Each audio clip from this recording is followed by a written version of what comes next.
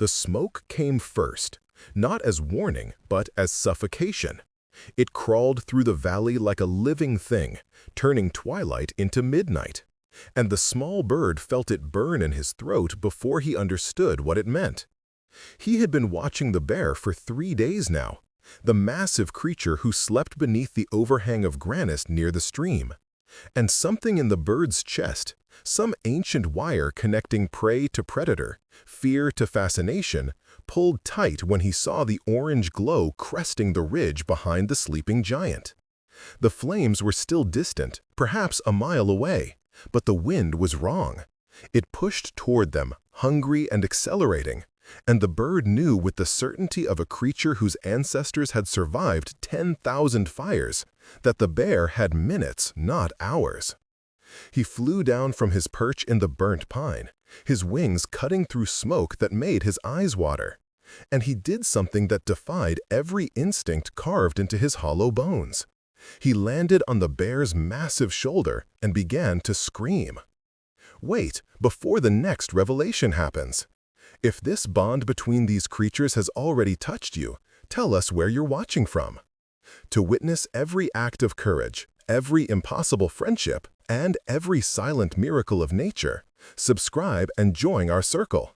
The next moment will change everything. Now, back to the wild. The bear's shoulder was a landscape of coarse fur and muscle that shifted like tectonic plates beneath the bird's feet. Up close, the creature was incomprehensible, too large to be real, smelling of earth and decay and something sweet the bird couldn't name. The bird was a warbler, rust-colored with a breast like autumn leaves, weighing less than the bear's smallest claw. He was called, in the language of wing beats and territorial songs, the one who watches from high places. He had no name for courage, but his body understood survival, and survival now meant waking this mountain of fur before the mountain of fire arrived. He sang his alarm call, sharp, piercing, the sound his species made when hawks circled or snakes climbed toward nests. Nothing. The bear's ribs rose and fell like slow bellows. The bird hopped closer to the bear's ear, a cavern of dark fur, and sang again, louder, his tiny throat straining. One of the bear's eyes opened, a deep brown pool that fixed on the bird with startling clarity. For a moment they held each other's gaze, predator and prey, and the bird felt his heartbeat spike into hummingbird territory. Then the wind shifted, and smoke poured over them both, and the bear's nostrils flared. The bear rose. It was like watching a boulder decide to move. The bear's head lifted first, snout testing the air, and then his body unfolded, shoulders, spine, haunches, until he stood at full height, 7 feet of muscle and claw and wild intelligence. He looked toward the ridge where the orange glow had brightened into visible flame and made a sound deep in his chest that the bird felt more than heard. Then the bear looked down at the warbler, still perched on the granite where his shoulder had been, and something passed between them. Not gratitude, the bear was not human, and the wild does not trade in debts, but recognition. The bear saw, the bird saw, and both understood. This small thing had given him time. The bear moved, not in panic, but with purpose. He lumbered toward the stream, where the water ran cold and deep from the high mountains, and began to wade upstream, away from the wind's direction. The bird watched him go, watched the massive body push through water that barely reached the bear's chest, and felt something shift in his own small chest. He had lived 5 summers in these mountains. He had seen bears tear apart rotted logs for grubs, seen them fish with brutal efficiency, seen them drive wolves from carcasses with roars that shook pine needles from branches. He had never seen one look at him and see him. The fire came faster than even the bird's ancient instincts had predicted. It crowned in the trees along the ridge, leaping from canopy to canopy with a sound like continuous thunder. The heat reached the valley before the flames, baking the air until the bird's lungs ached with each breath. He flew high, above the worst of the smoke, and watched the fire descend like a glowing serpent, consuming everything in its path. The granite overhang where the bear had slept was swallowed. The burnt pine where the bird had perched for 3 days exploded into sparks. The stream itself seemed to steam and hiss as embers fell into it like burning rain. The bird flew north, following the stream, following the direction the bear had gone. He didn't question why. Survival had many logics, and sometimes those logics looked like loyalty. By the time the sun rose, the fire had burned itself into smoldering exhaustion, having consumed everything flammable in the valley and found nothing beyond but bare rock and the stream's persistent water. The bird returned at first light, navigating by the smell of ash and the memory of topography. The world below was transformed. Where there had been forest, there were now black spears pointing at the sky. Where there had been undergrowth and moss and the soft architecture of life, there was char and silence. Even the stream looked different, its banks stripped bare, the water gray with ash. The bird found the bear a quarter-mile upstream, lying in the shallows where the water pooled behind a fallen log. The bear was alive but exhausted, his fur matted and singed in places, his breath coming in heavy pulls. He had survived by staying in the water, by letting the stream protect him while the fire raged past. When the bird landed on the log above him, the bear's eye opened, and again they shared that moment of recognition. The bear hauled himself from the water and shook, sending spray in a wide circle that caught the morning light. Then he began to walk, not back toward the burned valley, but up into the high country where the fire hadn't reached. The bird followed without deciding to. He simply flew from branch to branch, perch to perch, maintaining a distance that felt right, close enough to see, far enough to flee. They traveled together for 2 days like this, the bear moving with deliberate slowness through terrain still thick with summer growth, the bird scouting ahead or resting when the bear stopped to forage. The bear ate constantly, tearing apart rotted logs for beetle larvae, stripping bark from young aspens, digging for roots with claws that could disembowel an elk. The bird ate insects stirred up by the bear's destruction, seeds from plants the bear brushed past, and once a spider that had been living in the fur on the bear's back. They did not acknowledge each other with sound or gesture, but the space between them felt occupied by something more than air. On the 3rd day, the bear found a berry patch.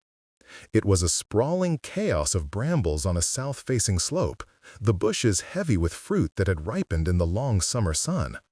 The bear waded in with the single-minded purpose of his kind, sitting back on his haunches and using both paws to strip branches clean.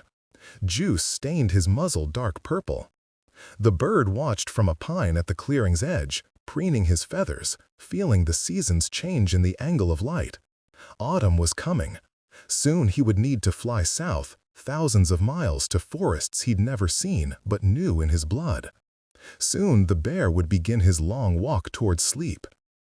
The bear ate for hours, and when he finally emerged from the brambles, his belly was distended, his movements heavy with satisfaction.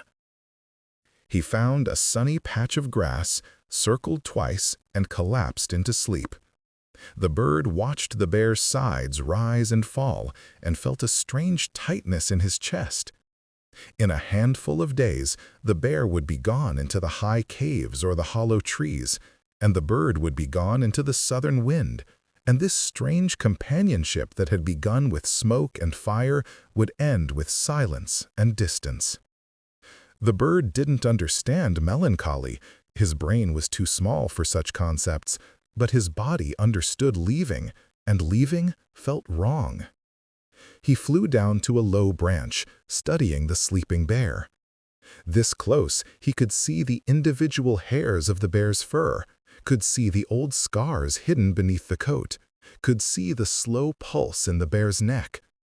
He thought about the honey trees he had seen yesterday, massive dead oaks standing like monuments in a meadow they'd passed. He had seen bees coming and going from a hole high in the largest oak, seen the telltale darkness of comb inside. The bird knew honey, had tasted it once when a broken hive had leaked golden fluid down a tree trunk. He knew bears loved honey, above all things, would risk pain and fury to reach it. An idea formed, not in words but in the clear imagery of avian thought. A gift for a gift. A sweetness for survival. The bird flew before he could reconsider, his wings cutting through afternoon air that smelled of pine and coming autumn. The meadow was an hour's flight south and east, and he found it by the shape of the peaks and the bend of a river. The honey tree stood exactly as remembered, the oak's bark silvered by age and weather, the hole in its trunk like a dark eye watching the sky. Bees moved in gold currents around the opening, and the bird could smell the honey even from 100 feet away, thick, floral, impossible to ignore. But how to tell a bear about honey? How to lead a creature who moved through stone and timber to a place it had never seen? The bird returned to the sleeping bear as the sun touched the western ridges. The bear still slept, lost in the food-drunk dreams of his kind. The bird landed on the bear's shoulder, that familiar landscape of fur and muscle, and sang softly. Not an alarm call this time, but something else. A pattern of notes that rose and fell and rose again, melodic and insistent. The bear's ear twitched. The bird sang again, louder, and then flew 20 feet in the direction of the meadow, landed on a stone, and sang the same pattern. The bear opened one eye. The bird sang his pattern and flew another 20 feet. The bear's head lifted. The bird sang again, his small body quivering with the effort of projection, and flew further still. Then he waited, his heart beating its rapid-fire rhythm, his instinct screaming that he was behaving like prey trying to be eaten. But the bear rose. Slowly, with the ponderous majesty of mountains deciding to walk, the bear stood and began to follow. They traveled through the evening and into dusk, the bird leading in short flights, the bear following with increasing interest. The bear couldn't know where they were going, but something in the bird's insistence, in the pattern of his flight, suggested purpose. And bears, despite their size and power, are fundamentally curious creatures. They investigate, they explore.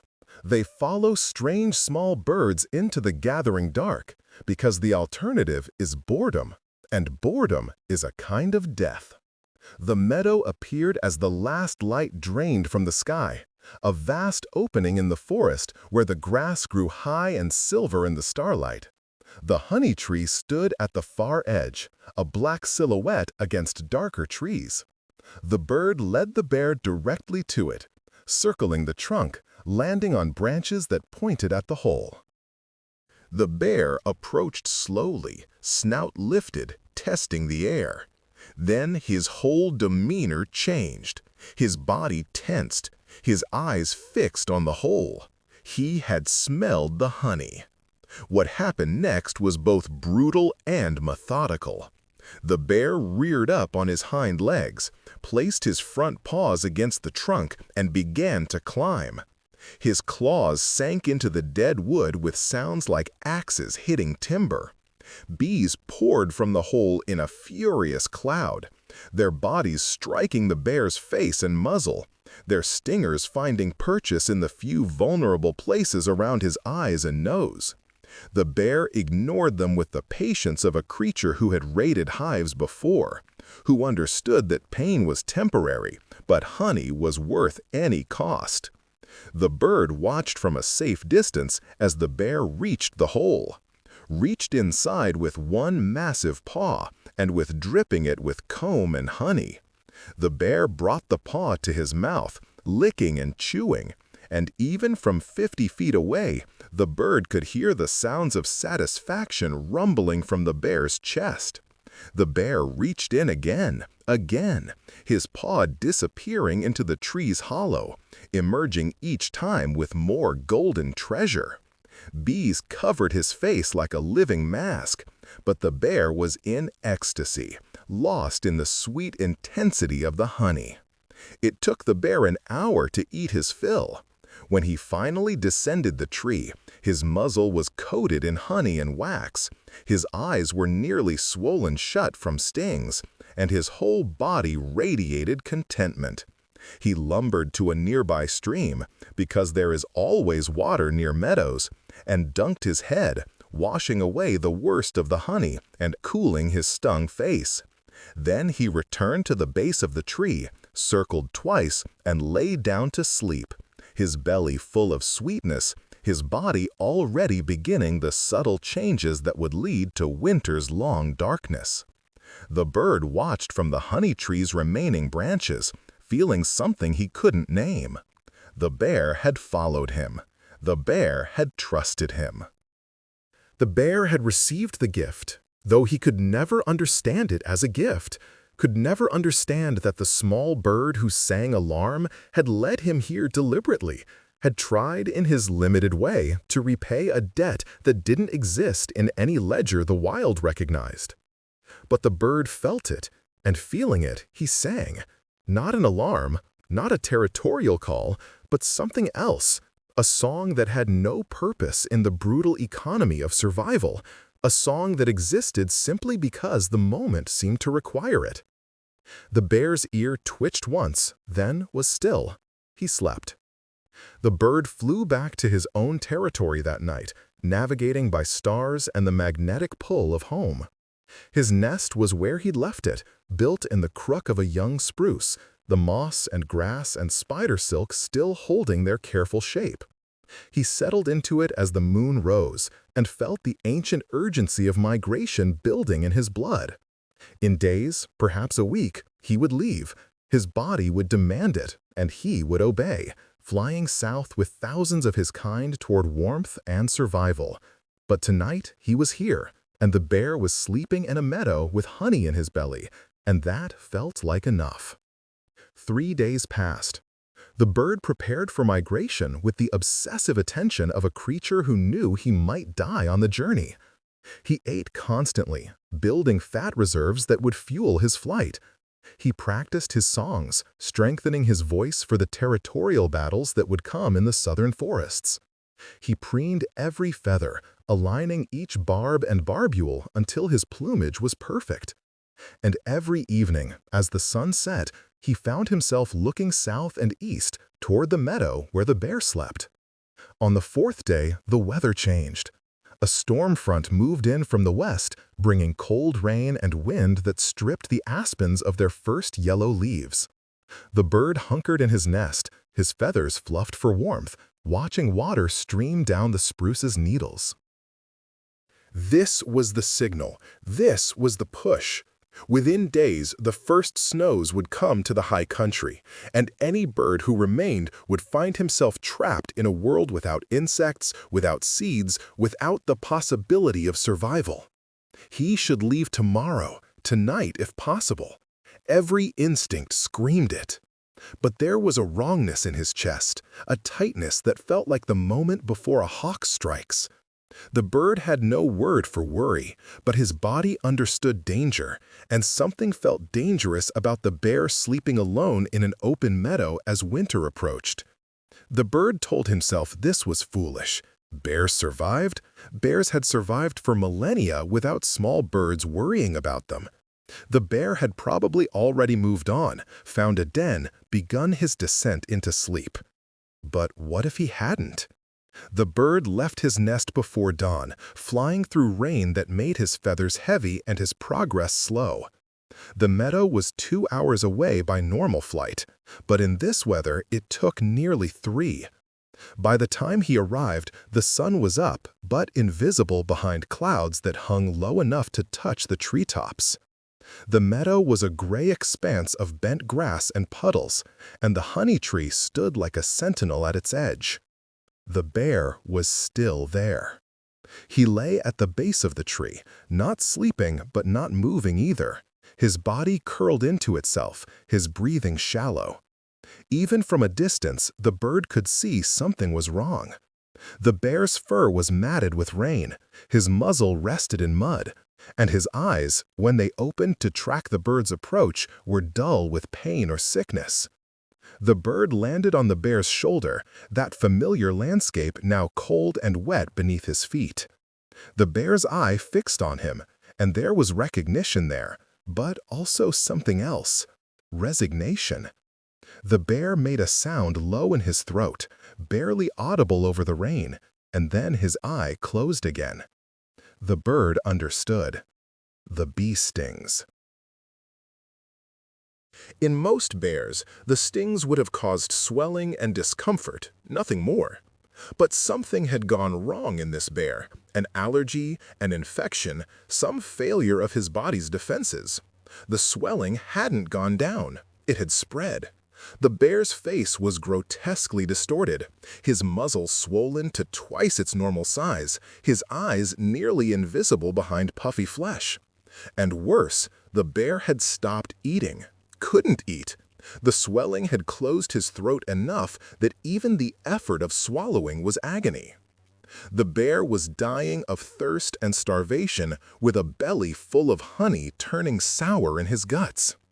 The bird felt panic rise in his throat like a physical thing. He flew to the stream, then back to the bear, then to the stream again, his movements frantic and purposeless. He was a creature of instinct, and his instincts had no answer for this. He couldn't carry water, he couldn't bring food, he couldn't heal swelling or fight infection. All he could do was watch, and watching felt like betrayal. The rain intensified, turning from drizzle to downpour, and the bird realized with horrible clarity that if he didn't leave now, he might never leave. Migration windows were precise. Miss them by days, and the southern forests would be full of established territories. Miss them by weeks, and winter would catch him in the high country. And winter was death for a bird whose diet consisted of insects and seeds. He should leave. Survival demanded it. The bird flew to a branch above the bear's head and began to sing. Not his alarm call, not his territorial song, but that nameless melody he'd sung the night the bear had eaten honey beneath the stars. He sang it again and again, his voice barely audible over the rain, his body shaking with cold and effort and something deeper that had no name in any language the wild spoke.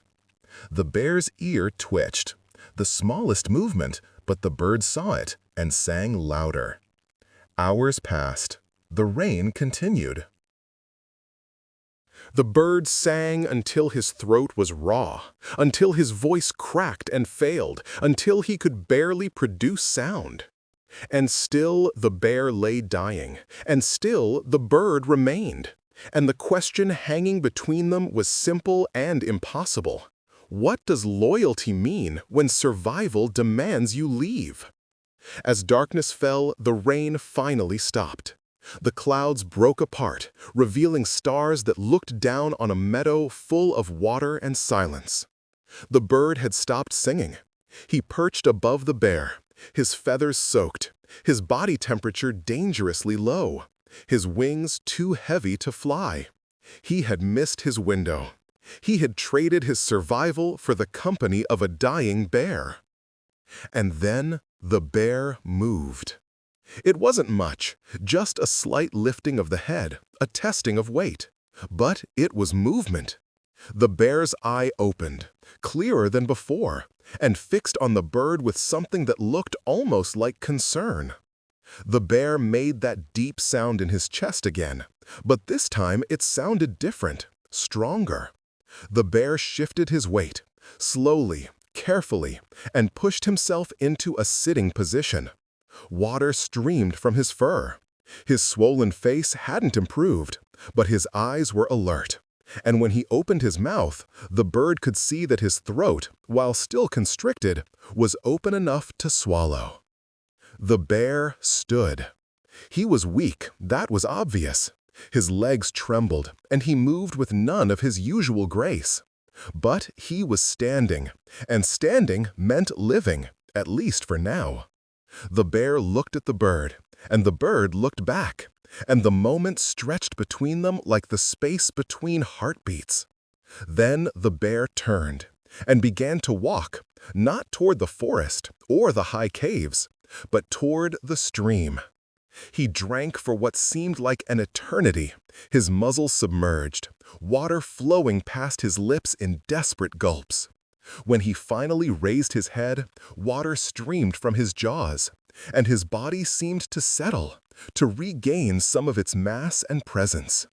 The bear stood. He was weak, that was obvious. His legs trembled, and he moved with none of his usual grace. But he was standing, and standing meant living, at least for now. The bear looked at the bird, and the bird looked back, and the moment stretched between them like the space between heartbeats. Then the bear turned and began to walk, not toward the forest or the high caves, but toward the stream. He drank for what seemed like an eternity, his muzzle submerged, water flowing past his lips in desperate gulps. When he finally raised his head, water streamed from his jaws, and his body seemed to settle, to regain some of its mass. The bear looked at the bird again, still perched motionless in the tree, and made a decision. He walked back to the honey tree, reared up on his hind legs, and reached into the hole again.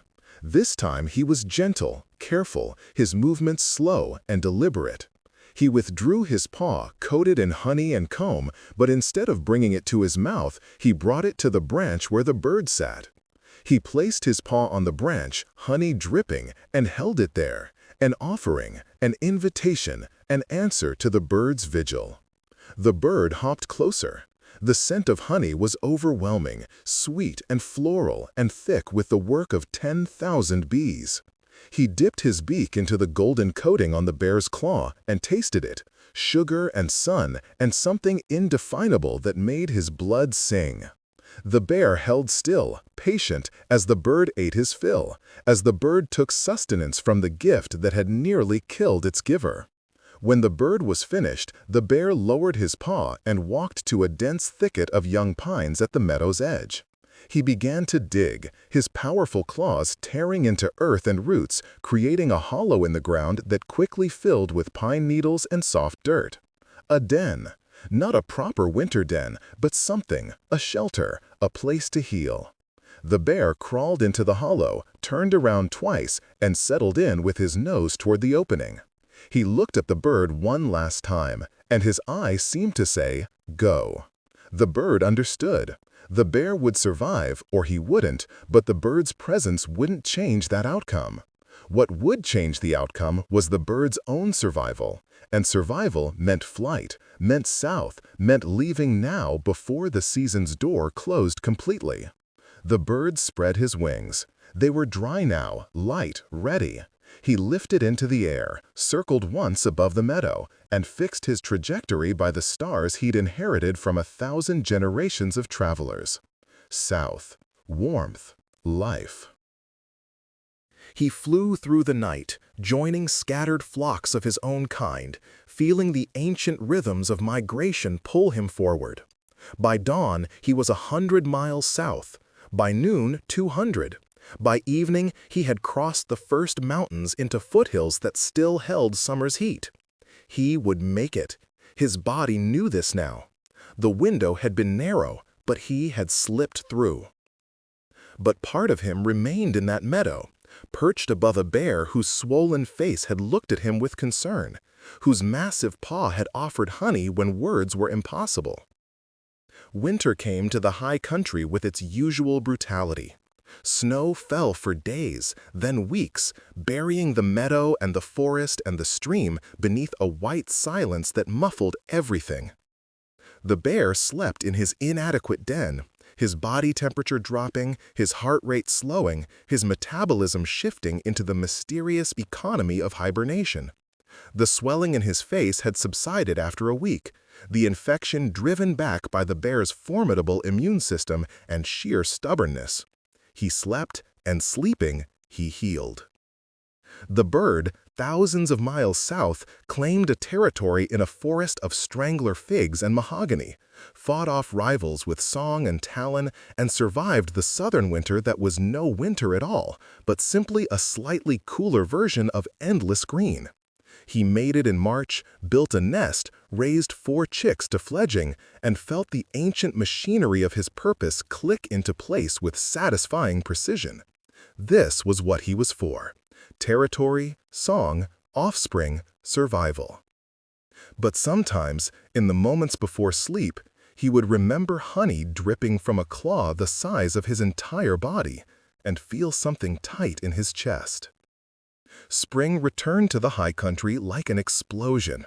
The snow melted in violent streams, the meadows turned green overnight, and the forest erupted with the sound of water and growth and animals emerging from winter's grip. The bear woke in April, thin but alive, his body having consumed half its weight in fat reserves. He emerged from his den into a world reborn, and his first act was to drink from the swollen stream until his shrunken stomach protested. His second act was to remember. Bears have excellent memories, better than most humans realize. They remember berry patches from year to year, remember which streams hold fish and which don't, remember the locations of rival bears and potential mates across territories spanning hundreds of square miles. The bear remembered the fire. He remembered the small bird landing on his shoulder, screaming alarm. He remembered following that bird to honey. And he remembered the bird staying, singing, while he lay dying in the rain.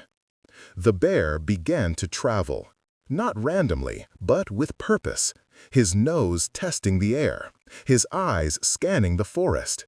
He was looking for something, though what he was looking for existed outside his usual concerns of food, territory, and mating.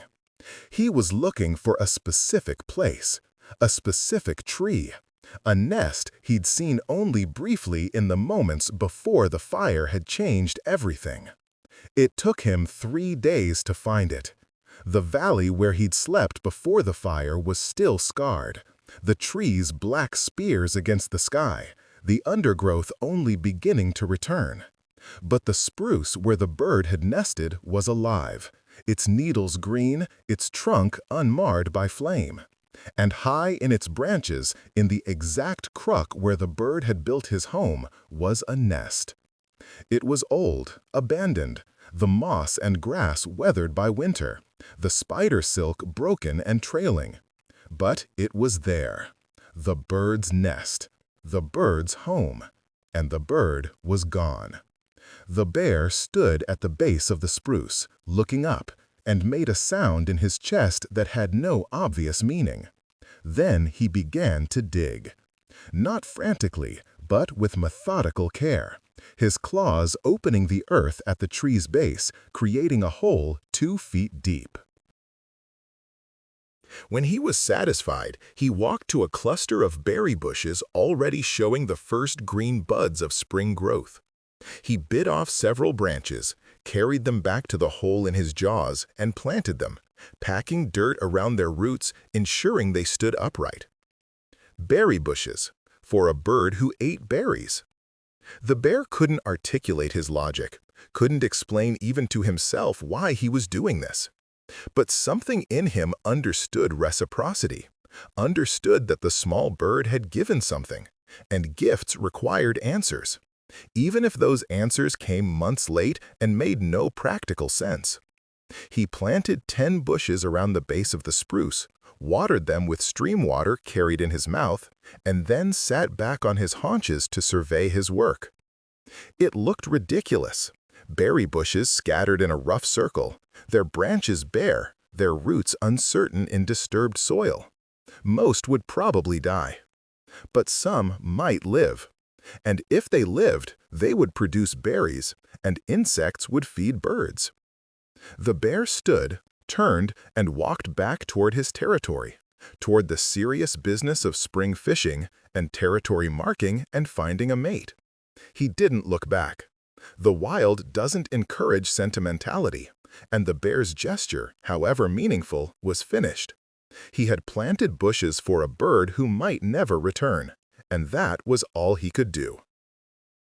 The bird began his migration north in late April, joining rivers of wings that flowed across continents, following magnetic fields and star patterns and instincts older than mountains. He flew over deserts and forests and cities, stopping to rest and feed, always moving forward, always north. By mid-May, he was back in the mountains, searching for territory, for the precise combination of food and water that would support another summer of breeding. He found his old territory occupied by a younger male, vigorous and aggressive, his songs loud and territorial. The bird tried to fight, but 5 months in the south had left him slightly weaker, slightly slower, and the young male drove him off with decisive fury. So the bird searched elsewhere, flying through valleys and over ridges, looking for unclaimed space. He found himself, almost without meaning to, flying toward the valley where the fire had burned. The valley was transformed. Where there had been dense forest, there was now a patchwork of green against black, new growth pushing through ash with determined optimism. Wildflowers bloomed in riotous profusion, fireweed and lupine and Indian paintbrush, their colors almost violent against the charred remains of old trees.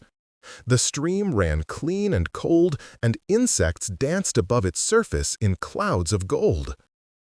The bird landed in his old spruce tree, and his heart, small and fast and fierce, stuttered. His nest was still there, weathered, damaged, but there. And around the base of the tree, in a rough circle that looked almost intentional, were berry bushes. Young, healthy, their branches already thick with white flowers that would become fruit by midsummer. The bird flew down to examine them. They hadn't been here before. They weren't native to this exact microclimate. They were bushes from the lower valleys, the kind that grew near meadows and streams. Someone had planted them. Something had moved them here. The bear. It had to be the bear. The bird felt something break open in his chest, some knot of tension he'd carried through the winter without knowing it was there. The bear had returned. The bear had remembered. The bear had planted food around his nest, had created a garden in a burned valley for a bird who might never come back. The bird began to rebuild his nest immediately. He worked with manic energy, gathering fresh moss and grass, weaving in new spider silk, creating walls that would hold eggs and shade chicks from the summer sun. The territory was perfect. The fire had cleared the underbrush, creating sight lines that would let him spot predators early, and the new growth was attracting an explosion of insects. And the berry bushes, when they fruited, would provide food through the fall, would give him extra strength for the southern flight. It took him 3 days to finish the nest. On the 4th day, he heard a sound that made every feather on his body stand on end. A deep huff, a crack of branches, the unmistakable footsteps of something massive moving through the forest. The bird froze, his body pressed against the side of the spruce, his instincts screaming danger. The bear emerged from the trees. He was magnificent, his winter coat shedding in patches, his muscles moving beneath his fur like cables under skin. He had grown heavier over winter somehow, had achieved the full size and power of a mature male in his prime. He walked to the stream, drank deeply, and then turned toward the spruce tree, his nose lifted, testing the air. The bird should have fled. Every ancestor who had survived in his bloodline had done so by fleeing from bears. But instead, he flew down from the tree and landed on a rock 20 feet from the bear's position. The bear's head swung toward him, and their eyes met. Brown meeting black, predator meeting prey, and something older and stranger than either. The bear huffed again, a sound that might have been greeting or warning or simple acknowledgement. Then he sat, his massive body settling onto the ground with surprising grace, and reached up with one paw to scratch behind his ear. It was such a mundane gesture, so utterly normal, that the bird felt his fear drain away. This was not the bear who had almost died in the rain. This was the bear renewed, healthy, powerful, and somehow still interested in the presence of one small bird. They stayed like that for an hour, the bear scratching and yawning and occasionally looking at the bird preening and hopping between rocks and occasionally looking at the bear. No communication passed between them in any language humans would recognize, but they were communicating nonetheless, in posture and proximity and the simple fact of peaceful coexistence. When the bear finally stood and ambled back into the forest, the bird flew to the highest branch of the spruce and sang. Not his territorial song, not his mating call, but that other melody, the one he'd created in a meadow watching a bear eat honey beneath stars. He sang it loud enough to reach the forest, loud enough that the bear, if he was listening, would hear. The bear stopped at the forest's edge, his ears swiveling toward the sound. Then he continued walking, disappearing into shadows and new growth, leaving the bird alone in the burned valley that was becoming a garden. The summer unfolded with uncommon generosity. The bird found a mate, a female who admired his territory and his strange garden of berry bushes, who helped him reinforce the nest and lay 4 perfect eggs the color of sky. They raised their chicks through June and July, teaching them to fly and hunt and recognize danger, and every few days the bear would appear, drink from the stream, and rest for a while in the shade of trees that were growing back with startling speed. The bear never approached the nest directly. He was too wise for that, too aware that even with their strange truce, he was still a predator and the bird was still prey. But he was present, a steady, massive presence that somehow felt protective rather than threatening. Other predators, foxes, martens, hawks, seemed to avoid the valley, perhaps sensing the bear's claim on the territory. And the bird's chicks grew strong and bold in the unusual safety. By late August, the chicks had fledged and dispersed, seeking their own territories, and the berry bushes were heavy with fruit. The bird mate ate her fill and then departed, her body already preparing for the southern flight. The bird stayed longer, feeding obsessively, building fat reserves, watching the aspens turn gold and the nights grow cold. Migration urged in his blood, but he delayed, day after day, as if waiting for something. The bear came on the first day of September, emerging from the forest at dawn, his coat thick with the beginnings of winter fur. He had been feeding well. His body was massive with stored fat, his movements slower, more deliberate. He walked to the berry bushes the bird had been harvesting and began to eat, his jaws working with methodical efficiency, juice staining his muzzle. The bird watched from his branch, feeling the season's urgency like a physical pressure in his chest. Today, he would leave today. The window was closing, and this time there would be no delay, no staying behind, to watch a bear who didn't need watching. But first, one last thing. The bird flew to the stream, where a dead tree had fallen years ago, creating a pool where the water slowed and deepened. In this pool, he had discovered something remarkable, a piece of honeycomb, old and dried, wedged in the rocks where floodwaters had deposited it the previous spring. It was small, mostly empty of honey, but the wax still held that distinctive scent. The bird had found it weeks ago and had left it there, some instinct telling him it might matter. He grabbed the comb in his talons. It was almost too large for him to carry, but desperation lent strength, and flew, struggling, back to the spruce tree. He landed on the lowest branch and dropped the comb directly at the base of the berry bushes, where the bear would find it when he finished eating.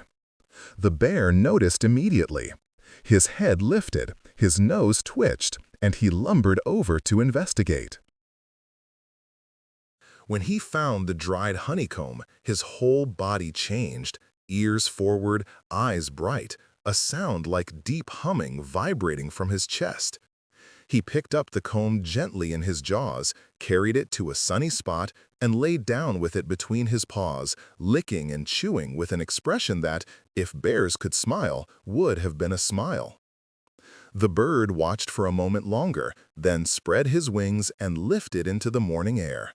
He circled once, twice, 3 times above the valley, memorizing its shape and scent and the image of a bear lying in sunshine eating honeycomb surrounded by berry bushes.